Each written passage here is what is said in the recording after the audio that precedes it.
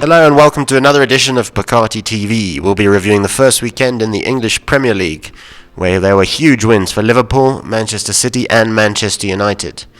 I'm here with, as usual, with Sam and Shaun. Shaun, for some reason, wearing the blue of Chelsea, even though he's a Liverpool fan. Sam, for some reason, wearing the red of Manchester United, even though he's a Manchester City fan. I'm wearing white and I'm a Chelsea fan. But, we mix it up here.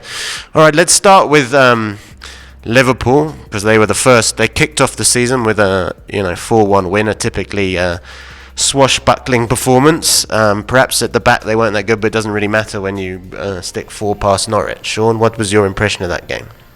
Well, at first we were quite excited. As I told Sam last week, we needed to get our goal difference high because it's going to be a competitive season. And obviously if you have the likes of Man City and some of the other big six, you have to keep your goal difference high to get a good start to the season, definitely. The goal by Norwich, unfortunate though. Last season we had Matip in the defense with Van Dijk, but this season they partnering Van Dijk and Gomez, and I'm not too sure about that, but overall, happy with the result. All right, then moving to the City game, Sam. An absolute hammering of West Ham is the best way to describe it. Obviously, VAR came into the spotlight with Raheem Sterling's goal that was disallowed when he was maybe like a hair on his arm offside or something. What did you make of City's performance, and what do you make of VAR? Do you think it's really necessary for that kind of decision? Oh well, I think it's necessary because we could all see it, and I would not dispute it because I'm a Man City fan. But I think Man City came all out, and on Friday night when I saw the game, the 4-1 with Norwich, I was really disturbed, and I was like, how are we going to come back from this? And you could see that, last week when we discussed this, Manchester City has brought something totally different to Premier League, and we could see that. And with you guys beating Norwich 4-1, and we could see how we came back 5-0, and with a clean sheet. And I'm very worried about your goalkeeper though, but. And I think the only team we need to worry about in the Premier League is Liverpool, and I think Man City is doing quite well, a good job on that. Okay, moving on. Another team that made a bit of a statement over the weekend on Sunday, and what was the big game of the weekend really was Manchester United thumping Chelsea 4-0. Do you think United will be a threat, or do you think that's just a bit of a false result to start the season? Look, we can't take anything away from their performance. The first half was a bit abysmal. I mean, Chelsea hit the post twice, if I'm not mistaken, and that could have definitely swung the momentum of the game if Chelsea had got those goals. We also mustn't forget that it was at Old Trafford. Mm-hmm. Let's not take that away. Mm-hmm. Homegrown advantage. Mm-hmm. But I'd like to say, definitely Pogba's looking much better this season. He's pass to Rashford. I mean, yes, I don't know how he saw that pass, and based on that indication and my comment from last week, I'm still sticking with the fact that I don't think it's only going to be Liverpool and Man City. United's definitely going to be in that fray.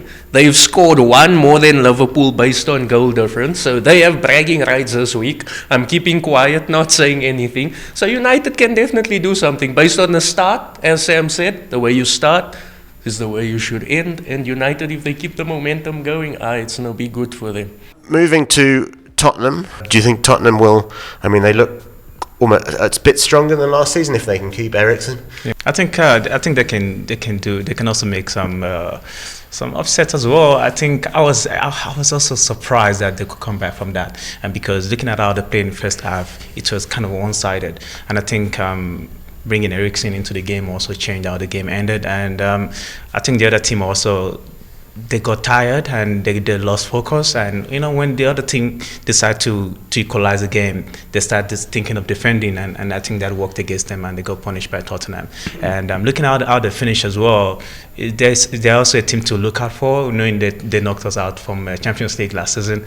I don't think United is a threat. I think the squad that Lampard chose, it could have sort of make it a little bit balanced with the younger players, with the likes of your Kante. You couldn't have benched Kante, for an example. He's a very key player for Chelsea, and I think United got lucky. But we can prove me wrong when they get to see face their next team, and we see if they can actually perform better than the way they perform with Chelsea. Okay, finally, let's end with Arsenal, because they got a gritty 1-0 win. I suppose that's the kind of game that Arsenal might lose on any other season. Emery really got a lot to prove. I don't think they did massively well in his first season in charge. Missed out on the Champions League. They've signed David Luiz, which was a bizarre one for me. But what do you think of Arsenal? Can they? I don't know if you watched the game against Newcastle. Like you say, it's Emery's second season in charge. They've got a whole lot of new signings, something we don't usually see from Arsenal. And they look good in the game. They managed to get a win. That's what you want. Okay, that wraps up Phakaaathi TV on the English Premier League. We'll be back to preview the weekend's encounters. Don't forget to follow us on Facebook, Phakaaathi, and follow us on Twitter. And we hope to see you next time on Phakaaathi TV.